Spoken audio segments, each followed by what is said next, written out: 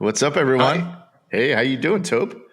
I'm doing great, Stephen. How are you today? Fantastic. Hey, and welcome to another episode of Gonna See My Friends, the podcast where we talk about movies, music, things in pop culture, books, streaming shows. We'll eventually get to. But for now, we're doing some movies. And this week, and thanks for joining us. And this week, we're going to be doing a comedy. I would say it's a classic. I think it kind of jump started a whole kind of style of comedy, which is Anchorman. Yes. Anchorman. The Legend of Ron Burgundy.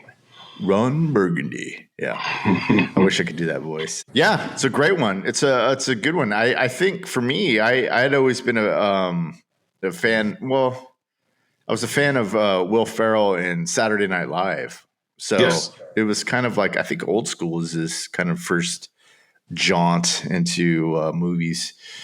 I mean, aside from the side characters and like Austin Powers and things like that. But yeah, first kind of like maybe starring role. But anyways, yeah. Where was this? When did you come across this movie, Toby?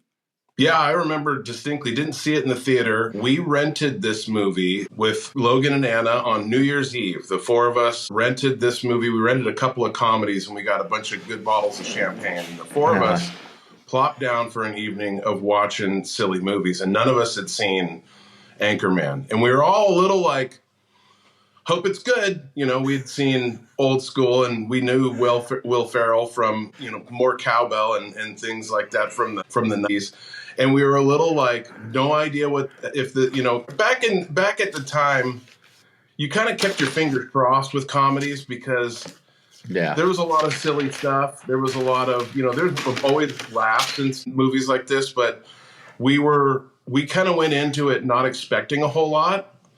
And we'll get to it in a second. We all, at one point, there was a moment where all four of us looked at each other, paused the movie and said, okay, this is freaking awesome. And I'll tell you when that part was, it was a laugh out loud. We had to pause the movie to stop and catch our breath.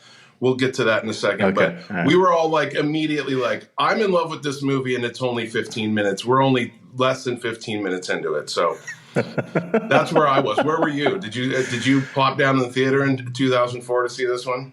No, let's see. Maybe. I don't even remember. I remember seeing it at home at, was I living at Fair Street yet? When did this movie come out? 04. Yeah, 4. So yeah, I think I was. I think I just saw it at my house. I think we rented it. I could have seen it in the theaters. I don't really remember. That's kind of hazy time for me. But I remember it being kind of really funny and really kind of it was total Will Ferrell. It was totally like his style of humor. Now, if you were watching Saturday Night Live in the late 90s, early 2000s, like his character in every skit he did was always the big. It was either like it was either like, oh, the nice guy, and then all of a sudden he'll turn on a dime and be or he was just comes in, wearing underwear and hey guys, what's going on? The boardroom one. That's the one you're talking about, the American flag bikini boxers. Yeah. And so it was just his kind of humor, and I thoroughly enjoyed it. I thought it was the funniest thing ever. And I think what we were kind of talking about pre-show was, I think, this kind of was the beginnings of a lot of the comedies that we saw in the early 2000s, whatever you call them. I don't know what you call them, and I was doing research for this after you had pointed out what you were going to talk about. I went back and looked up all these kind of movies that kind of define that era. And it's surprising how much cross-pollination there is in a lot of these movies. Absolutely. Like with Adam McKay, Todd Phillips, and a lot of their movies have kind of defined that early 2000s kind of comedy, which is kind of like in the 90s, it was a lot of frat humor, which was frat parties, college stuff, road trip. There was that movie Road Trip. Yep. So it was kind of the beginnings of all this stuff. And and what you were saying to me, shout out to Nolan when he was saying, well, maybe it was old school that started this. Well, maybe it could have been, but I think, and you, this is what you said, and I'm quoting you, is that, what was it? Old school walked so Anchorman could run, You got basically. it. Yeah. And I think I totally agree with that, because that's kind of the whole, that's how it kind of spawned in this early. Your thoughts? I 100% agree. This is the reason why, when it was my pick, I wanted to pick this, for not only because it's been on the list for this exact reason, and we'll just old school being the one that everybody thinks of as the first, like Will Ferrell kind of steals the show. Yeah. I mean, right? And that's a Todd Phillips movie, but it comes out a couple of years before Anchorman. And Anchorman I find it to be, this is the one that opened the floodgates. Right. For Adam McKay and Judd Apatow producing, writing. They don't do a whole lot of movies necessarily together. They're right. both not only involved in this movie, they're both in this movie as cameos. Yeah. Right. A lot of people don't know. You don't see Judd a lot, and you don't see Adam a lot. But they're in the same. Where they're within a minute of each other in the cameo. Right. And once you see it, you'll be like, if you didn't know that was them, you'll be like, okay. But Will and Adam McKay had started Funny or Die. And they were doing a lot of writing together. Everybody remembers the landlord, Pearl, coming to the door, 4-year-old, and, where's my money? That's Adam McKay's daughter. And so when Will was, they were writing so much together. This Anchorman, written by Will Ferrell and Adam McKay, largely Will Ferrell. Adam McKay is credited a lot for being all the throwaway lines that you see in this, especially from the intro as he's, warming up his voice. The arsonist had oddly shaped feet. These are all Adam McKay things that he's yelling from off screen to have Will say. And with a mic, usually has a microphone. You can hear him way in the background, and he's just throwing out these lines, and most of the time they don't get it right on the first one because the Human Torch was denied a bank loan, and just ridiculous things. That's Adam McKay's ability to just off the top of his head make the funniest people in the world laugh. Yeah. So with this, obviously, this just opens the floodgates to you just have Will Ferrell movies after this. You have 40-Year-Old Virgin comes immediately after this.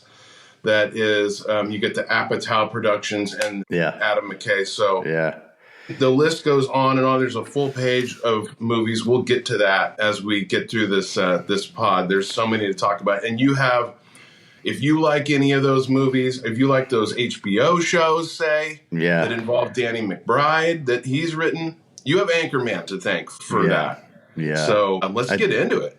Yeah, man. I definitely agree with that, man, because I think, I wrote down like Apatow, he started out he produces and he directs Freaks and Geeks, He directs a couple episodes. With Judd Apatow. With Apatow, right? Oh, that's right. Judd Apatow, that's what I'm talking about. Okay, I'm sorry. Yeah. You said, I think you said Adam McKay. I could be wrong. Oh, okay, sorry. Judd Apatow, he produces and directs Freaks and Geeks. And then his first movie is 40-Year-Old Virgin in 2005. But he has produced he helped produce Anchorman, Talladega Nights, Step Brothers, Superbad, Drillbit Taylor, Wedding Crashers, which is in that genre of movies. Yep. The Cable Guy goes back, even Judd Apatow even went back and produced Cable Guy. Forgetting Sarah Marshall, Get Him to the Greek, Pineapple Express, and Bridesmaid. So he has his fingerprints on all these kind of movies that are, like I said before, kind of genre defining, in the sense of like I was saying before, the 90s was more of the frat humor of college and all that kind of stuff, in my opinion. But as you get into the early 2000s, then it becomes that same mentality, but yet maybe in a professional setting or in a grown man setting, or maybe you're married just some sort of overgrown kind of jock, frat, whatever you want to call it. I don't know what you call it, but, and this is kind of where we begin with, let's see, Anchorman, The Legend of Ron Burgundy. The Legend of Ron Burgundy. Fantastic. You brought up a good point about how I keep hitting my table. You brought up a good point about how this is kind of a throwback to a lot of different things, especially the 70s anchor people and kind of the things that women kind of went through to kind of, get to where they were at that time, because there wasn't a lot of women anchors. I think in the early 80s, there was this one anchor lady, Jessica Savage, who I don't know if you've ever heard of her. Recognize the name. I've heard the name for sure. And she had a lot of roadblocks, and she made it into NBC, and she was doing I think the weekly news, but she had a lot of problems as well. A lot of alcoholism, and I think she ended up dying, rest in peace, in a car accident relating to her alcoholism. She just couldn't keep it together, and but I think a lot of those women anchors probably went through a lot of misogyny and a lot of BS to get to at that point. Can you speak about that a little bit? I know you had a lot of great points. I do. Really, the theme that I think Will, in writing this movie, it's completely different than the original script. We can talk about that at the end. It's not even the same, nowhere near the same movie. And I'm so glad they made this version, because this movie really touches on things that are very poignant today. In the just overt misogyny that is taking place in this man's world. I mean, Bill Curtis tells us right from the introduction, it was the time of the Anchorman, and the Anchorman read supreme, when only the news could be read by a man. I think what Will has done here in crafting this Ron Burgundy character is the over-the-top, swanky 70s guy, and also what the office dynamic was, especially, and it's not just in the newsroom, of course. Ladies, I'm sure you can speak about this a lot better than I could, but the misogyny that's just nonstop in this movie, where these mediocre child boys who have failed upwards their whole life are now these stars on television, and they're complete idiots. But someone who is very talented comes along and who does deserve the job and can't get in because it's just not the way it is in the world. The world doesn't work that way. And what Will has done is he's shown, A, how ridiculous the misogyny is in this, and B, when the female characters give it back to the men, they are right, and they win every one of those battles. It's so good. Yeah. It's with today's climate, where we're seeing a lot of, we're not going to get into politics, but let's just, we have companies that are trying to get rid of their policies that have been put in place. They used to call it affirmative action, or they used to call it, and now the phrase is DEI. It gets thrown around all the time, where you see, we have to, the mediocre white men are in trouble because now they have to actually be quality. They have to do their job, and not just get their job because their dad knows somebody or something like that. So it's really poignant right now, even more so than I think in 2004, where we can kind of look back on this and laugh. I was watching it this week, just kind of like, damn. Like, not the misogyny part, because I've heard it a million times and I've seen the show, but just like, this is so fucking, this is happening like right now, dude. Like, well, there's a lot of parallels. Miss Morningstone, ma'am, you'll do the job that you're told, it's striking pretty close to home right now. Yeah, definitely. So, I haven't even thought about it that way. I was watching it this week, and I was just kind of taken aback by how funny it still holds up, holds up to be. But you bring up a good point, because part of that humor is so, subversive, because you don't really know that they're making fun of the whole idea of bringing in actual talent, and they get threatened, and it's kind of dealt with in this kind of comedy that shows the ridiculousness of those actions, of misogyny or whatever it was. The idea of change is also a big theme in this thing that I think gets addressed, of this resistance to it, and the idea that you put so much effort into the resistance of something like change that you don't actually get the benefits of all of that stuff. Which, wow, that's a good point. That's really yeah, well said. because seeing the forest for the trees kind of thing, Yes. seeing the bigger picture. Yes. And once you kind of allow that to happen, then, I think things flourish and things get better.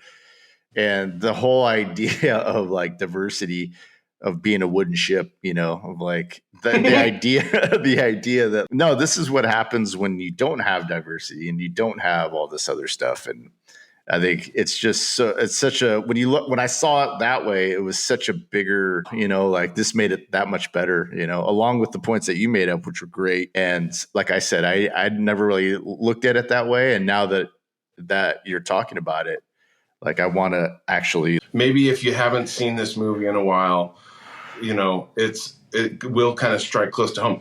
You really touched on a good point, which was these guys work harder at stopping her from being an anchorman than they do at the job of being, because they don't take their job very seriously. I mean, They say they do, It's better they got to look good. That's what they're concerned about. Make sure that they look good. But then once they're on the air, you see the football, they're tossing the football back and forth, and you can see it. I mean, just the first opening scene about, they cut to, the squirrel water skiing, and in the background you can see the shadow of the football. They're just throwing the football around. I mean, these guys are morons, right? Yeah, and I met that squirrel last year at the fair at the fairgrounds last year. He was cool. Yeah, he was there, and it said, featured in the movie Anchorman. I'm like, dude, that squirrel is that old? But it's nutty. That's what's that biker say? That's funny right there. That is hilarious. Yeah, man, that's hilarious. So okay, so that's so I'm glad we talked about that. And it is. I think it's really important for what's going on in the world today. So and this kind of been a love-hate relationship with the movie. I know some people have complained. I'm like, wow, you don't like Anchorman? They're like, oh, it's just so sexist. And I'm like, yeah, but that's the point. Is it's sexist, but look how stupid this is. Yeah. Right. The point is to shine a light on just how stupid sexism. And if you're watching this movie because you agree with the guys, then it's time to take a good long look in the mirror. I don't know how old you are. What are you 10? It's like this is you don't talk to the the woman have a third of the size of the brain. It's science. The bears can smell their menstruation. The bears. Yeah, now you're putting the whole station in jeopardy. So let's talk about it. Let's talk about just really quick. Yeah. And then we get on to, we're not going to go through every single plot point like sometimes we've been known to do. Yeah. There's bigger fish to fry, and this is not really a plot-driven movie. So it's, as we said, it's written by Will Ferrell and Adam McKay, or Will McKay, if you care. It's directed by Adam McKay, and this was the first movie that he directed.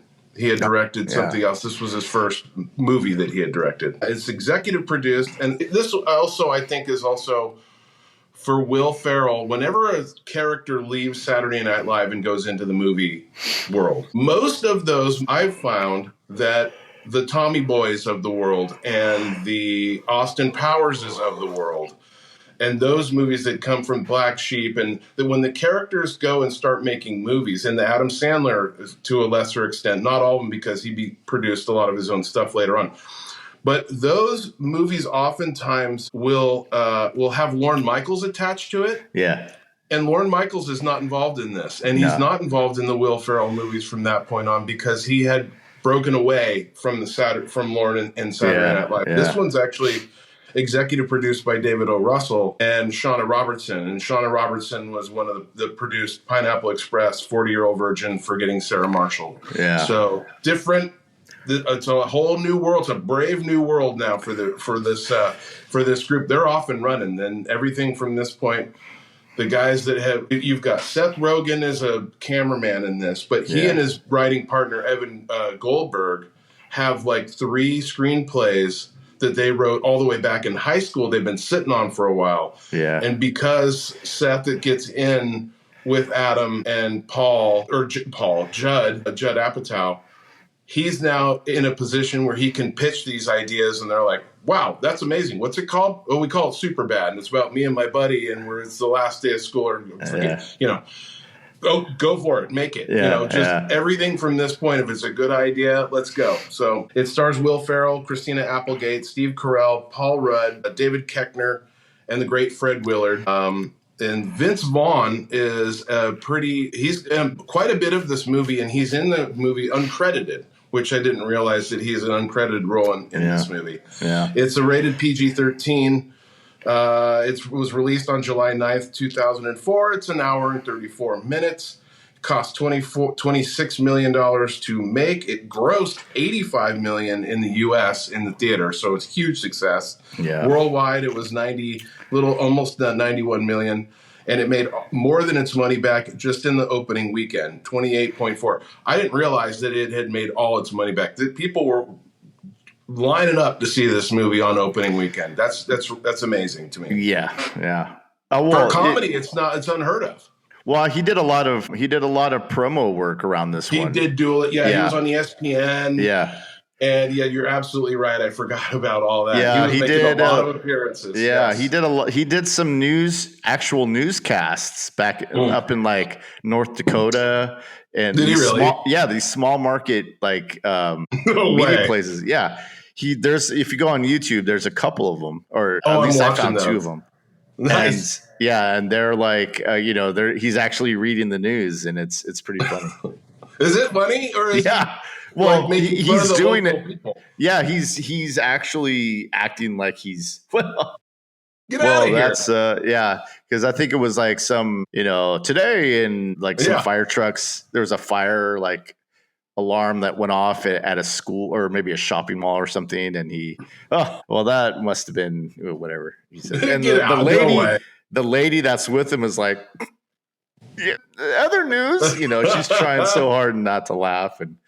And he did a lot. He did the ESPN stuff, and then he did interviews. Like I think he went overseas, even, or maybe I don't know. But he did like this big conference as Ron Burgundy, and so they had all these journalists. It was like a journalism kind of convention or something, and they had all these other journalists asking him questions, and this one English lady was like asking him a question. He's like, first of all, I don't believe your accent, just things like that. And he did. So it was I think that helped a lot of that to kind of come out. And plus it's Will Ferrell. So, kind of, I wouldn't say Andy Kaufman-esque but he kind of does dive into his characters, and he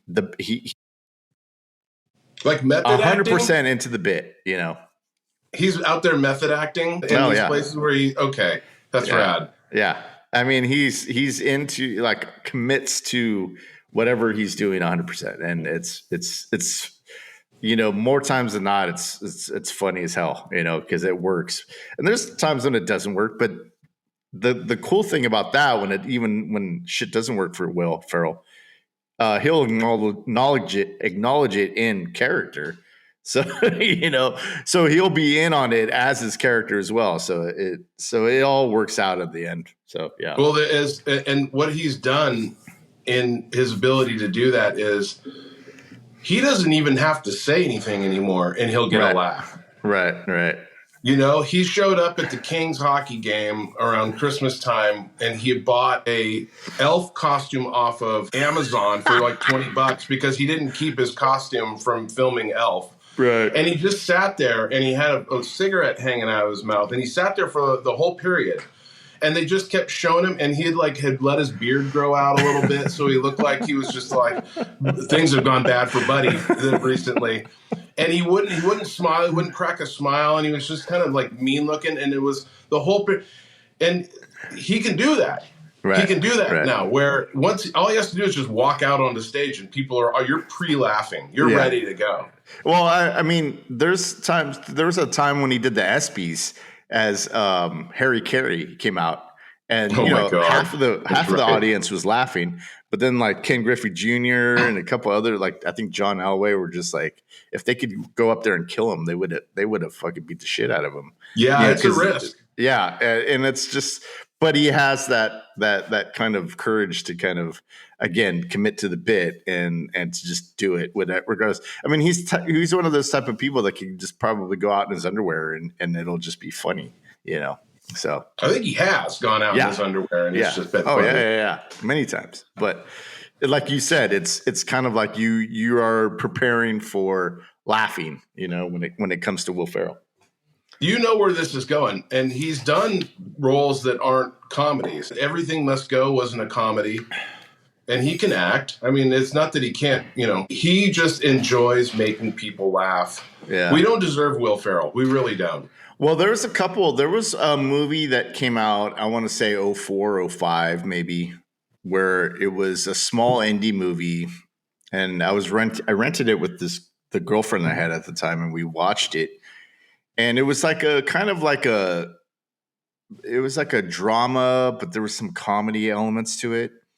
And I could tell that he was I don't know how many dramas he had done before this, but I remember watching him and thinking like he's not really comfortable. You could tell he was just not really comfortable doing the dramatic parts, because he was like, it was like, instead of acting, he was doing a bit, and it was like, okay, well, I'll give you some grace on that, because acting's hard and I'm not going to be sitting up here, judging you for that. But, but he's gotten more comfortable, I think, as time has gone on, to do the more dramatic, because I think it was Stranger Than Fiction. I haven't seen that movie, but I hear that he's great in that movie. Oh, Stranger Than Fiction. That's right. That was an intense one. Yeah. That reminded me of when Adam Sandler did Punch Drunk Love, where you're like, it's a little it's a quirky movie and there's funny parts, but it's not the norm for Will Ferrell. Yeah, we should watch that again. That's where the writer is writing and it's happening to him. He can hear her voice in his head. Yeah. And he's like, where are the coming from? Yeah, I haven't seen it, but I want to. You haven't seen it? Oh, yeah, you should see it. Yeah, okay. It's different. Yeah. Well, I think it's you bring up a good point too with the Adam Sandler, because I think that for me, I'm not a big Adam Sandler comedy fan. Okay. But I loved Wedding Singer and I loved Punch Drunk Love, because because he can act. And I remember seeing Wedding Singer and being like, okay, this is what I can get behind. I can get behind him doing his occasional Adam Sandler isms, but the majority of the story is this dude that just loves this girl, and it's and he's not the funniest character in the movie. Usually with Adam Sandler, with Happy Gilmore and Billy Madison, he's just so silly. Yeah. That he's just got the one gear. And sure, in the Wedding Singer, he's got some funny parts. But you're right. It's not, the funny things are happening around him. He's almost like a straight man in the movie. And so I think to translate that to Will Ferrell, I think when he does dramatic parts, and I've only seen a couple maybe, I think he needs to have that around him to do that, because I have yet to see him do, because for me, early on, like I was saying, it just seemed like he was just doing a bit of being serious. The Will Ferrell, I'm being serious bit, that he's done in Saturday Night Live skits, just, that kind of thing. But I don't know. I would love to see him in more serious things. I would too. That'd be interesting. That's it. I would too. He's been, you're right. Well, anyway, we could talk about, he was in this one episode of the show. But coming from the Groundlings, you are working in 5-minute increments. And then you go to Saturday Night Live, you're working in 5-minute increments. And I think Anchorman, as a movie from the, does it have a story? Does it have an A plot and a B plot? And is there a monster to fight, or is there something to overcome? This movie, that's why we said with this one, we're not going to go through. And then this happens. And then if you haven't seen the movie, just sorry. We're not going to go. It's only 20 years old, so I think everybody has probably seen it.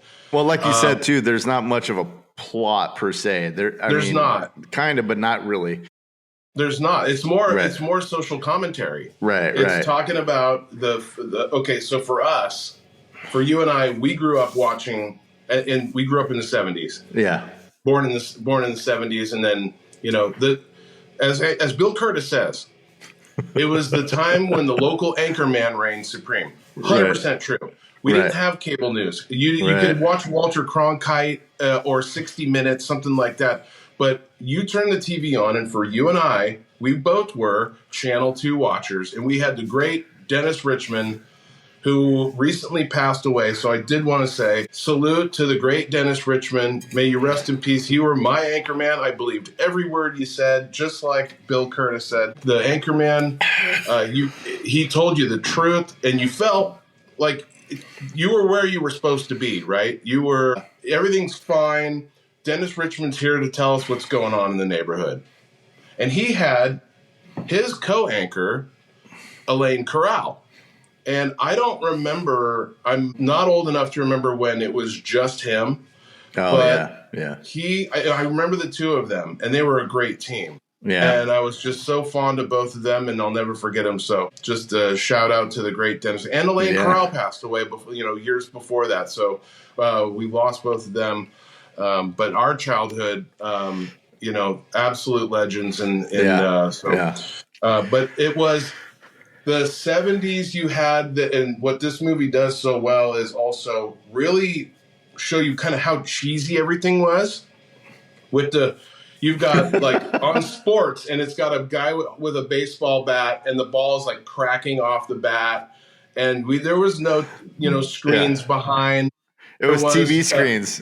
It was TV screens. Yeah. And then when the intro did have the whole group had to be walking together. They're all introduced the whole beginning intro of them, and Brian Fantana. And he's like singing doo-wop with the guys around a 55 gallon, And then as they roll the credits later on in the movie, when he and Veronica are together on the screen, they show what people are seeing at home on that old TV that's on the floor that's massive. And you see them talking to each other as the credits are rolling. But you always wondered what it is they're talking about. And they're just like threatening each other's lives. Oh, I'm going to punch you right in the baby maker. Oh, I'm going to do this. It's so good. And just these little points like that. But yeah. Well, those things were always kind of, and growing up in the 70s, so I don't know how to even put this. So the people that make things now that weren't in the 70s, but their interpretation of the 70s, it can be a little overdone and over. They can't, so they don't get a lot of it right, do they? Right. But I know that McKay and Will Ferrell were, so they know that all this stuff was kind of legit, and maybe it's a little like, but not really. It's pretty much on the mark about the fashion, the hairstyles, the optics, his apartment, the the furniture, cars. the car, I mean, there's a lot they can't change, like the panoramic shots of San Diego. There's things that you see in there that weren't there in 1970. They don't say what year this is, but it's supposed to be early 70s, I believe, is what they're saying. It's the IMDb description just said in the 1970s, San Diego. So it doesn't really matter what exact year it is, but you can tell they've got all the color schemes, the suits these guys are wearing, the huge ties. The detail in this is it's silly, but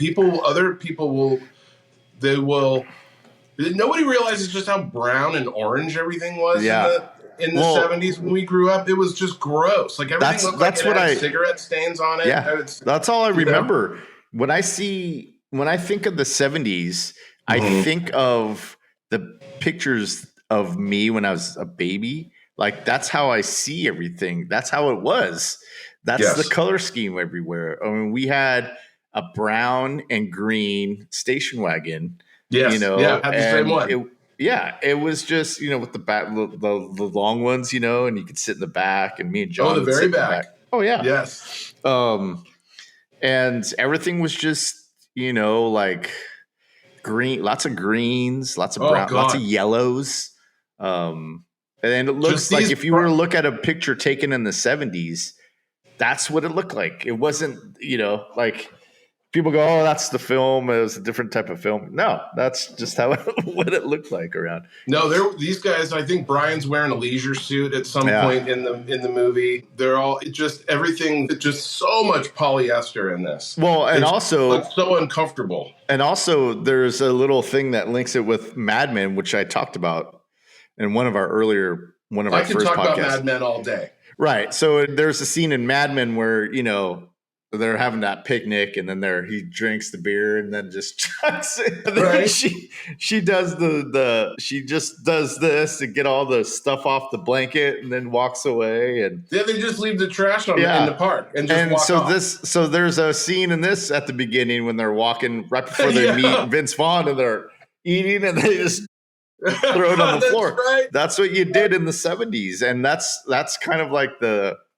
touch, that a lot of people don't realize is that, in this, I remember my grandmother, I think we used to go on road trips and she would have like food, like little tortillas and stuff, and we'd eat it and when it wrapped in a napkin. And when we were done, she would just throw the napkin out the window.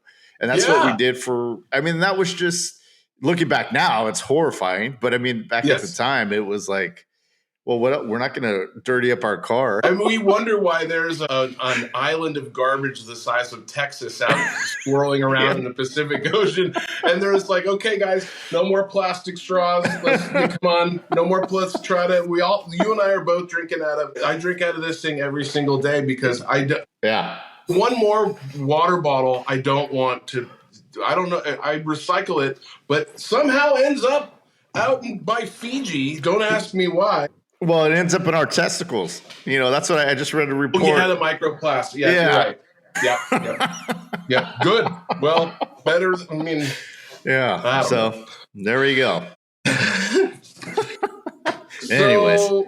So let me ask you this because I have my answer. What for you is, and we could talk about the scenes. We kind of talked about the opening. What for you was the first big laugh out loud? Is there that moment? Because I got mine and I touched on it at the beginning, but mine was because Logan and Anna and Christina will remember when they listen to this, they're going to be like, "This is we had to stop. We had to pause it and take a 5-minute break because what's for you? Do you have that moment in this movie?" Well, mine was, I wrote it down, was the intro to Veronica when he sees her at the party. It's Odin's sword or whatever he says, and that whole dialogue he has with her of like, I want to be on it, or I want to be on you. You have a great hiney. And just the ways he's striking out, because again, pointing out the stupidity of these men is that he doesn't have to do anything. He's never, it's what I say, the pretty privilege, of people that I see nowadays. Whatever. And, obviously he had it because he was the Anchorman and, he's on TV and everybody loves him. And the fact that he has to actually work and be creative and use his mind and use his brain to be like, how do I get this girl? And, his short-sightedness of how do I get this girl in bed? I don't know. It's just funny. I know Merlin Olsen. I have many leather-bound books and I'm sorry, That was the first laugh that I had laughed out loud. I remember, because now when I see it now, I kind of gauge the movie by, okay, this is where for me, the laughs are. I mean, I kind of chuckled. The whole beginning is like, it's funny, but that part was the one that I laughed out loud and was like, oh, okay, I see what kind of movie this is.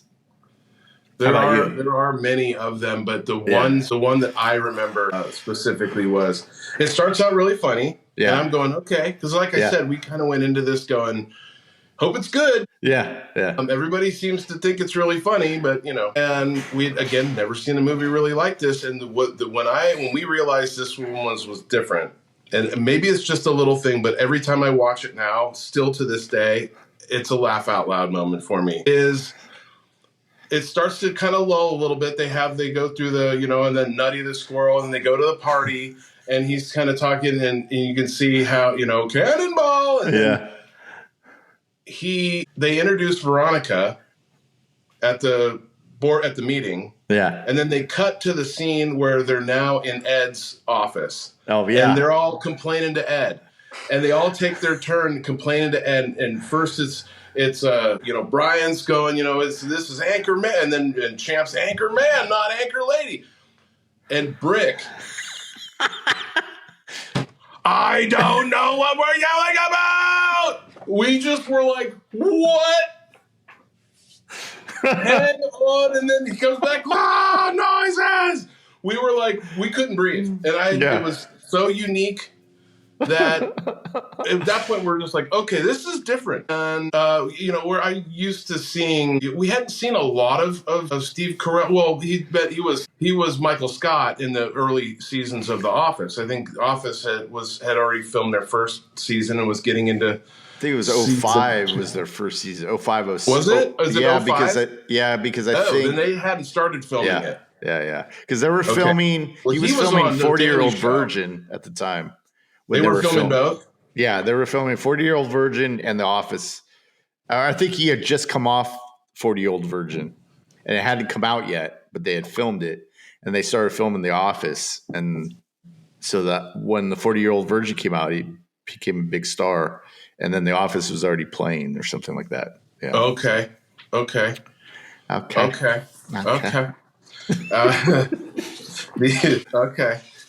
So we get in. I mean, Brick introduces himself as, and they do that kind of break the fourth wall as they introduce. They've already been introduced on the TV show. Now they're going around and introducing themselves personally, and they all say something ridiculous.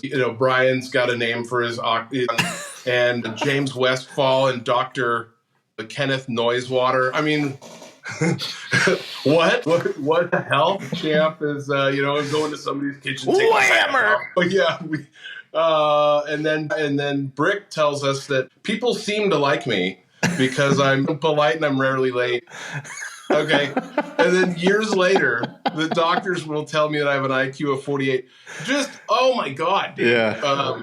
And then you're kind of clued in. Okay, now So from that point, the next thing that Brick says after that is screams, I don't know what we're yelling about. Yeah. I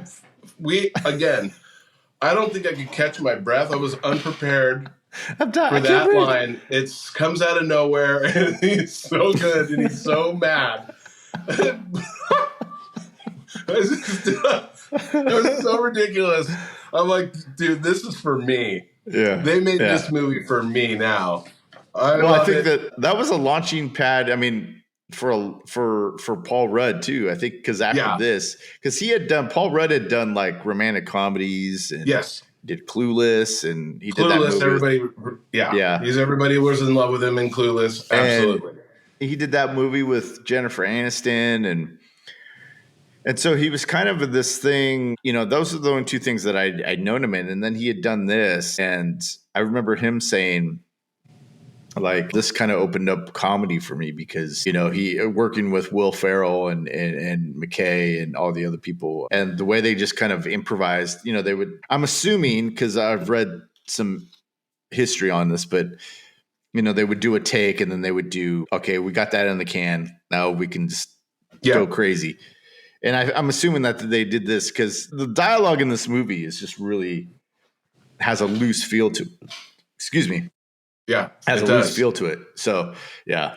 Anyways. That's why the writing credits are kind of like, it's written by Will Ferrell and Adam McKay, but so much of it was improvised. Wow, yeah. And you've got, these guys are all great at David Koechner's, and Steve Carell was part of the Dana Carvey Second City. Yeah, Second City too, yeah. He was Second City with Stephen Colbert. The two of them did a lot of writing together. They were on The Daily Show as correspondents. After, with Jon Stewart, brought them on. They would come on, and same with John Oliver. Yeah. Kind of replaced them, and he's now gone. I mean, that's a talk about a launching pad. I mean, these things. Yeah. But you're right with Paul Rudd. After this, you have, which is a Judd Apatow movie. You get into Knocked Up. Yeah, Knocked Up. This is 40. And then Role Models comes after that with Sean William Scott. And then that movie Wonderlust. Is that movie Wonderlust where he's like, you want this, in the mirror? Yes. Yeah. And isn't he in Forgetting Sarah? No, is it Forgetting Sarah Marshall? I don't remember. He's talking to, well, now we're kind of going off on that. What was that one time? It was a launching pad. Yeah. Definitely. It is 100% launching pad. Steve Carell goes on to do both comedies and starts getting into with Little Miss Sunshine. He's that's very much a dramatic role because he's playing this guy who has just recently tried to commit suicide, and it's just really dark. Great movie also, by the way. If you haven't seen Little Miss Sunshine, you got to see Little Miss Sunshine. Yeah. What? I haven't seen it. I've heard about it a bunch, but I got to work on you, dude. I got to work on you. Can we talk about the fight scene real quick? Yeah. Because there's so many cameos in this movie that the amount of people who agreed to cut. That fight scene in the street when they go. Brick tells them that he knows a shortcut to get to the suit store or the pants store, if you will. And they're now walking down down an alleyway or whatever, and they come into all the other news teams from around San Diego, and you've got a veritable who's who. Yeah, there's 24 people get into this fight, and it's amazing. I'm not. And he has a trident, doesn't he? Does he have a trident? There's a guy. Yeah. There's a man on a horse and a man on fire, and I killed a guy with a trident. I stabbed a man in the heart. From that big fight scene to, you've got everybody in this. Tim Robbins and Ben Stiller. Who's great as the Spanish language network. Owen Wilson, yeah. Yeah, right? Luke Wilson. Luke Wilson's in it. Yeah, Luke Wilson gets both his arms chopped off in this movie. It's just silly. It's just little things like, can we chop off somebody's arms? We're going to do it. We got enough people. We can certainly. Brick's got a hand grenade right before the whole thing starts. And Brick, where'd you get a hand grenade? I don't know. Okay, and then it's on. They fight, and then cut immediately back to they're all beat up. They cut immediately back to the office where they're drinking. It's Miller time. They're all drinking Miller High Life. Don't think that was lost on me. This freaking Miller time, and that escalated quickly. That really got out of hand fast. Yeah, you think? The stating the obvious can be so funny to me when you're just like, we don't really need it spelled out for us, but that is so funny to me. Well, that's how this movie is constructed too. It's a lot of these vignettes or skits or whatever you want to call them. That's right. And that's kind of the telltale sign. For me, I always think about, we're talking about the early 2000s or the mid 2000s maybe. And for me, this was kind of Stripes was this kind of movie for me in the 80s when I was a kid. Yeah. Because Anchorman is kind of parodying, it's a parody of the news anchors and all that kind of stuff. Whereas I think Stripes did that with not the military, but being in the military. It just kind of was the subversive type of comedy that, because I had family members in the service, and they would be like, "Oh man, he would have been 86th out of the army for that. He would have been, of course, whatever the terminology is." And I'm like, "Yeah, but it's a comedy, So, but I always compare it to that because it had the same kind of effect on kind of the zeitgeist, I guess, or just at that time, maybe not the zeitgeist, but the culture at the time was the comedy, because you hear a lot of it today. A lot of people say today, "Oh, they couldn't make this movie back nowadays," and it's like, well, it's not really that. Yeah, who really? I would think that you could. You could make it now. Yeah, I think they say that about The Office. You couldn't remake The Office now. Sure. You'd make it maybe a little different. You would. It would be. That's looking back to hindsight being 2020. Looking back on things that you're like, of course you wouldn't write that joke now. It wouldn't make a lot of sense. You'd write something different that would be edgy, but not, maybe not take it too far. And then 20 years from now, you look back on that and go, boy, you wouldn't say that today. Well, that's my question to you would be like, is there a comedy that's come out lately that kind of fills that kind of itch for you right now? I wouldn't say I couldn't name one. There are certainly television programs. Yeah. There's a lot of good streaming stuff that I look forward to every week when new episodes coming out because I know I'm going to laugh.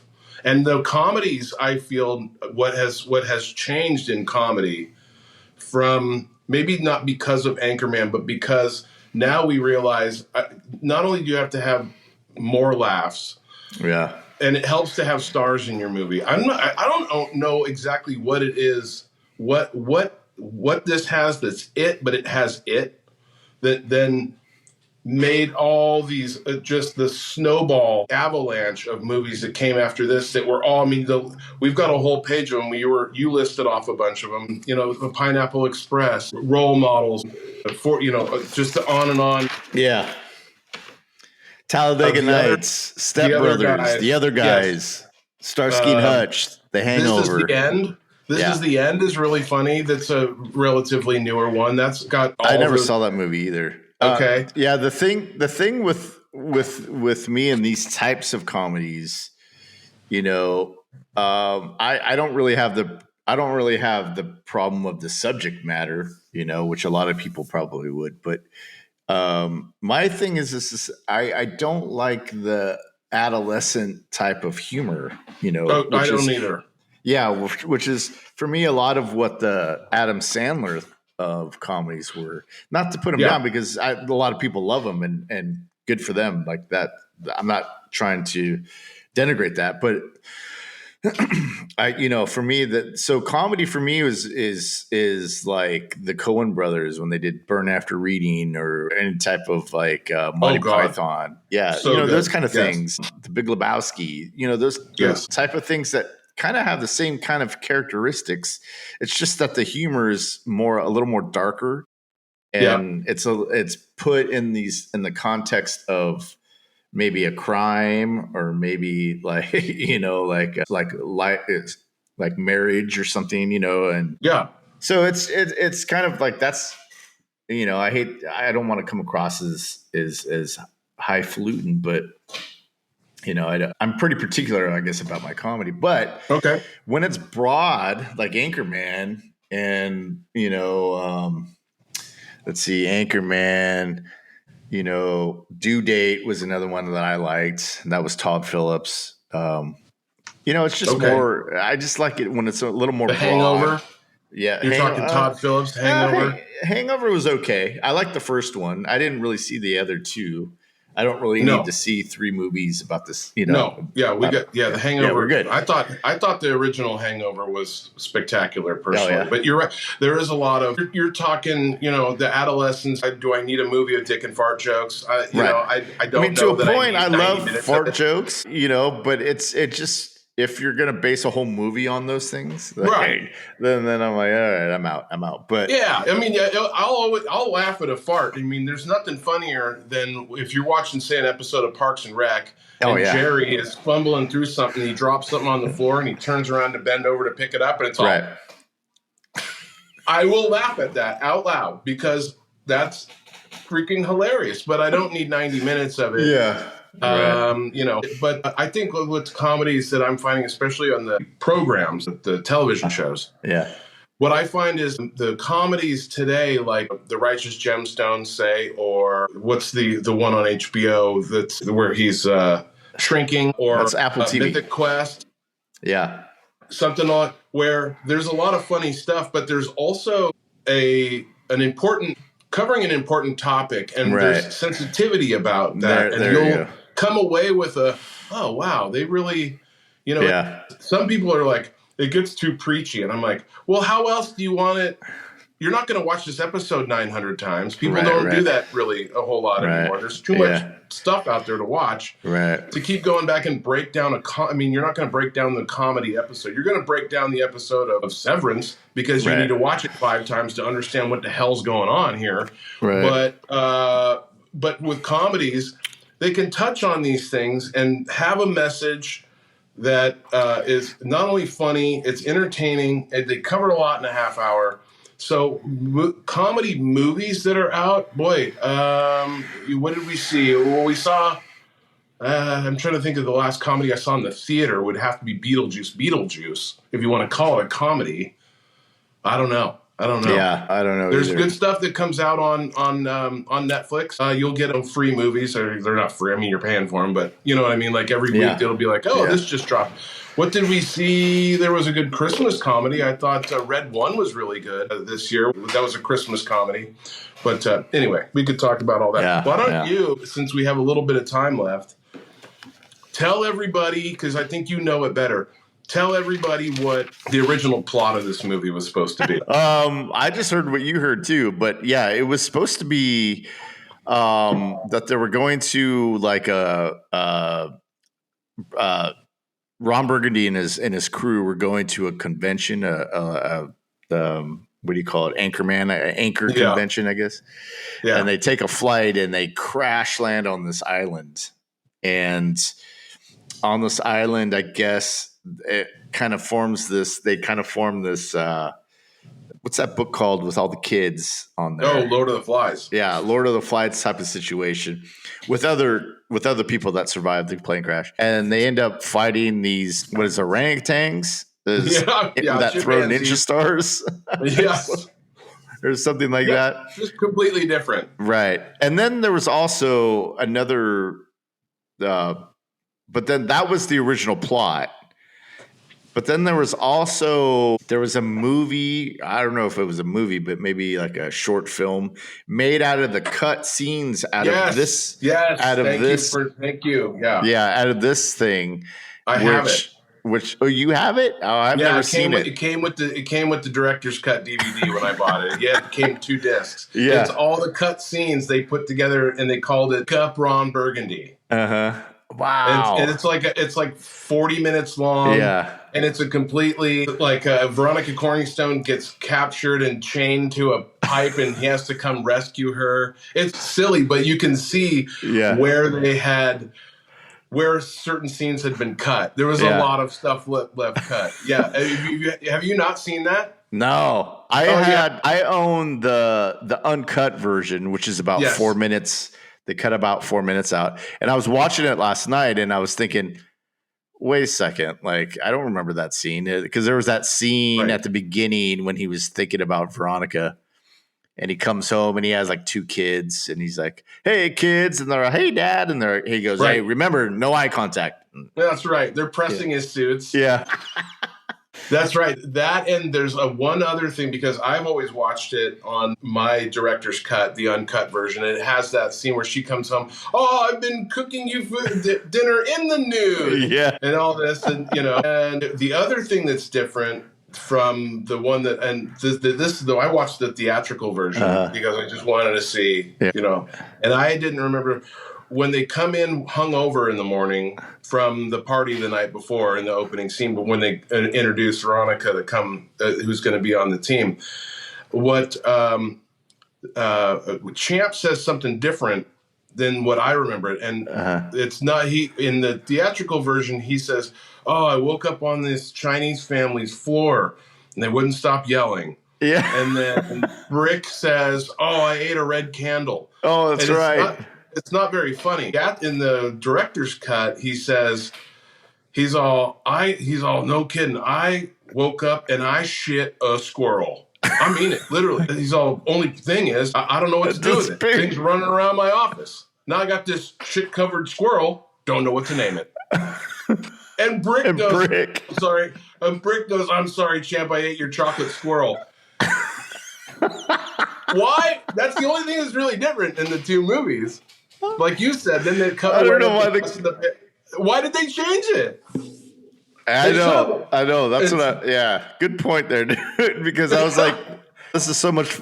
I don't remember it sounding like this, because I remember the red candle.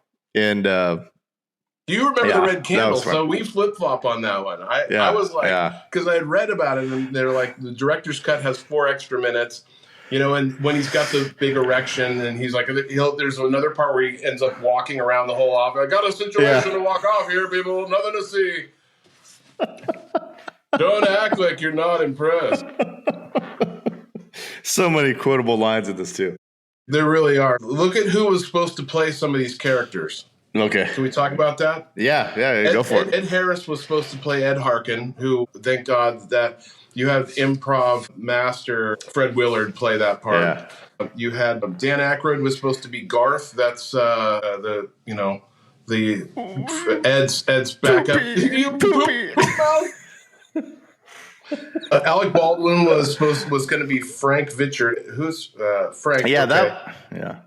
Frank's one of the. I think Frank is the one who gets his arms cut off. Oh, was that him? I think so. I thought that was supposed to be the line producer guy. Or is this the? Could be. I don't know. They don't think they say Frank Vichard at any time in the movie. So James Spader was considered for Brick Tamlin. Good God, could you imagine? Bob Odenkirk and Ben Stiller and Ron Livingston were considered for Brian Fantana. John C. Reilly was considered for Champ. That would have been fine with me. But David Koechner's phenomenal in this. I love Koechner. He's so good. And then Amy Adams, Leslie Mann, and Maggie Gyllenhaal auditioned for Veronica Corningstone, but of course went to the great Christina Applegate. And so there's some fun. Thank God it stayed the way it did. It's a classic the way it is. But dude. They made a sequel. We don't need to talk about the sequel. It was watchable. It was fun to see the characters that we all loved. There's some funny parts. I like watching the outro, the bloopers of the outtakes and the bloopers. I think a little bit more. This one has a lot of good bloopers at the end during the credits. There's a lot of good bloopers there that are fun to watch. What should we talk just to put a fine point on this? What should we do? Want to do the Klay Thompson? You want to do Klay Thompson? Who's your Klay Thompson award go to? My Klay Thompson award goes to Danny Trejo as Rocky, who runs Rocky's Bar Grill Fine Dining. Rocky is the one who tells Ron Burgundy, the ladies can do stuff now. And he's like, what? He's not listening. I'm sorry. The scene where he's in the bar where he's hammered singing Afternoon Delight to nobody. Who else is in there is Jerry Stiller's in the bar in the background if you look closely enough. Jerry Stiller's back there. But when Ed Harkin calls the bar and knows where Ron Burgundy's going to be, where Veronica's stuck in the bear pit and they can't find the anchor, he calls Rocky's Bar Grill Fine Dining and he goes, here. He's all here. The phone's for you. He's like, hello. It's Ed Harkin. I don't know. Just the choices that I think Will Ferrell makes in this are so good. How about your game 6? I mean, this is kind of an obvious one, but I'm going to say Vince Vaughn is my game. Yeah.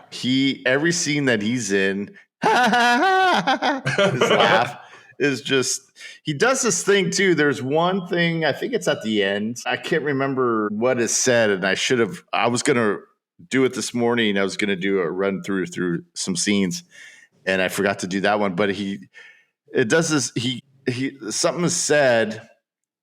I think it's at the end when all the newscasters are covering the bear, and he does his laugh, and someone says something, and he goes, and then he just keeps going. But that's every scene that he's in this movie is a laugh out loud one, because Vince Vaughn is the improvised king. I think so. I think he's so good at it. He's very quick. I want to say even at the end of his introductory scene when he's, I hate you, Ron Burgundy. Yes. And he turns around to the guys and he goes, what? You can't even say nothing? it. Not even.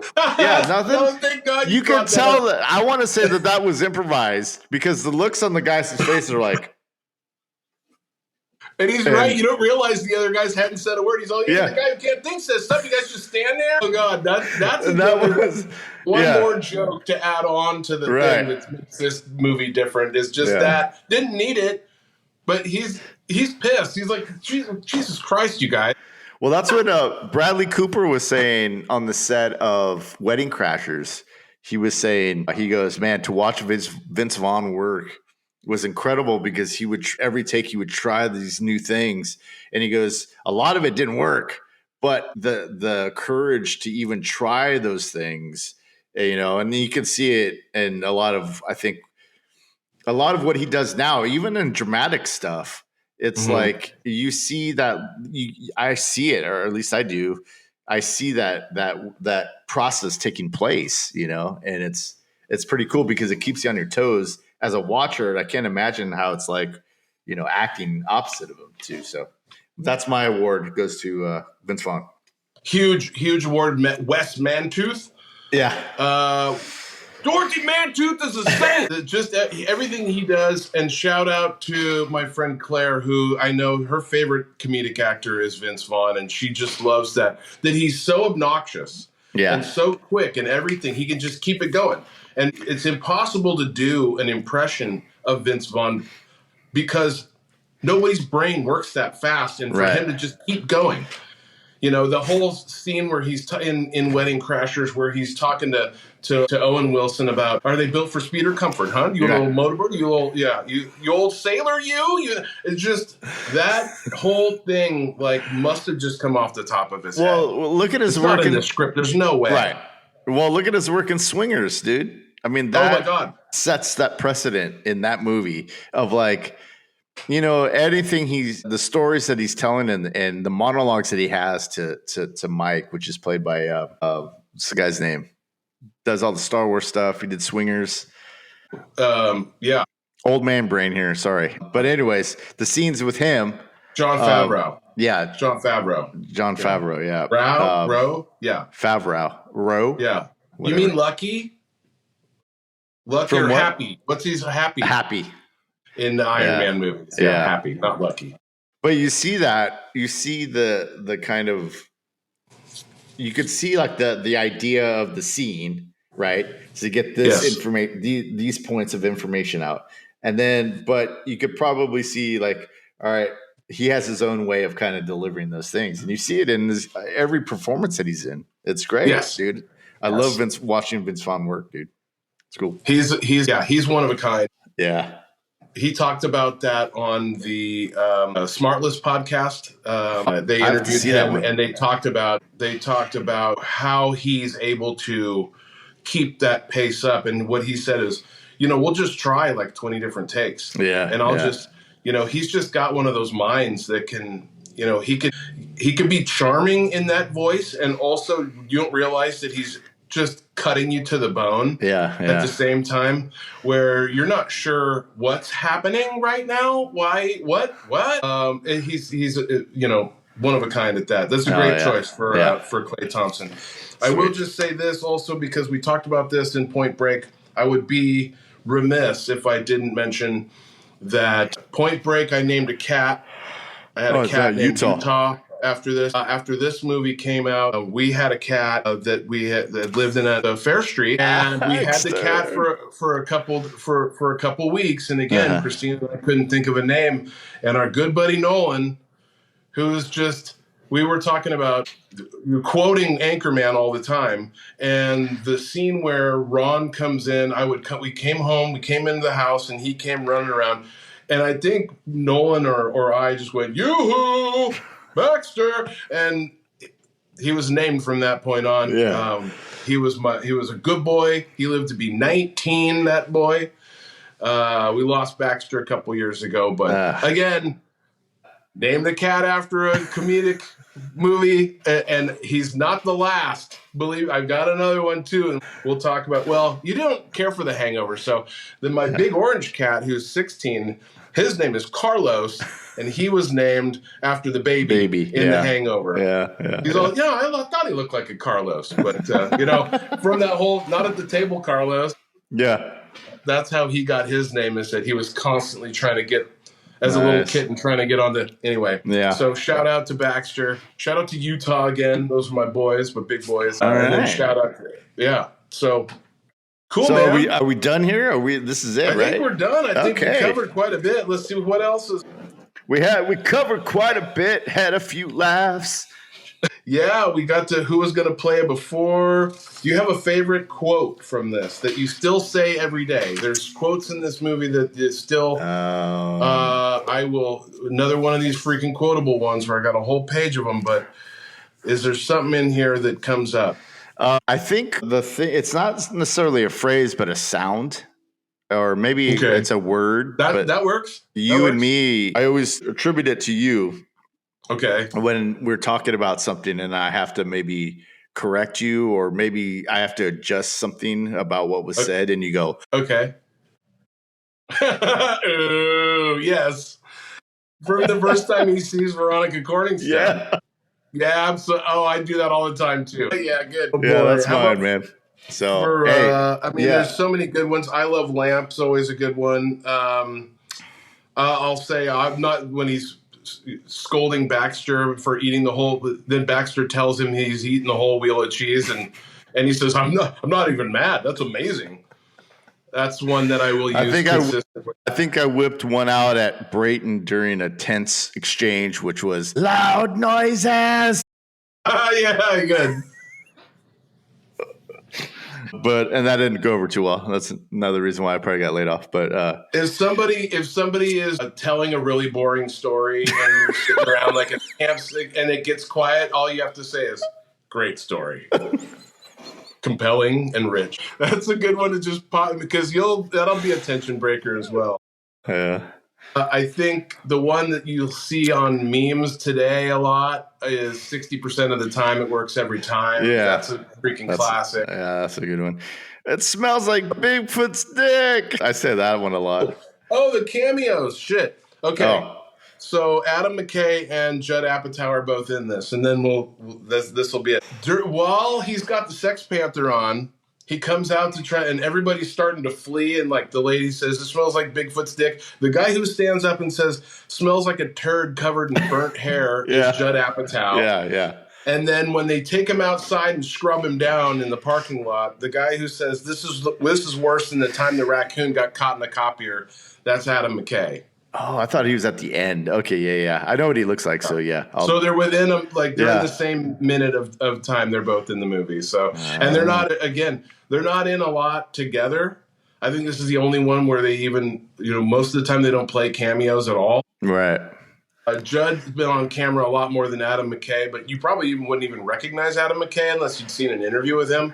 He's not an actor. Yeah. But he's a big-time writer. I think Funny or Die, the website is still up, and I believe that he and Will are still the founders of that. Yeah. And obviously, you'll always be the founder. But anyway, still very, very active. The last movie that Adam McKay did, he's starting to get – okay, what's funny and also very poignant?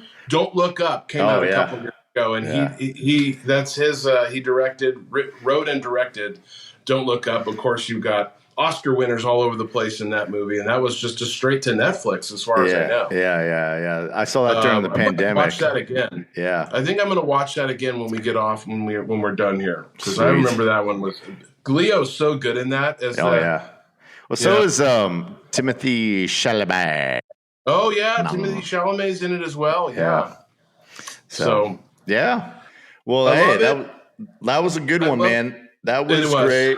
Love the movie. Thank you for anybody that has been listening, has been watching. Give us some comments about your favorite lines, what you liked about it, what you didn't like. If you even know what we're talking about, let us know in the comments, because we need that feedback. And I don't know. We just again, we're learning as we go.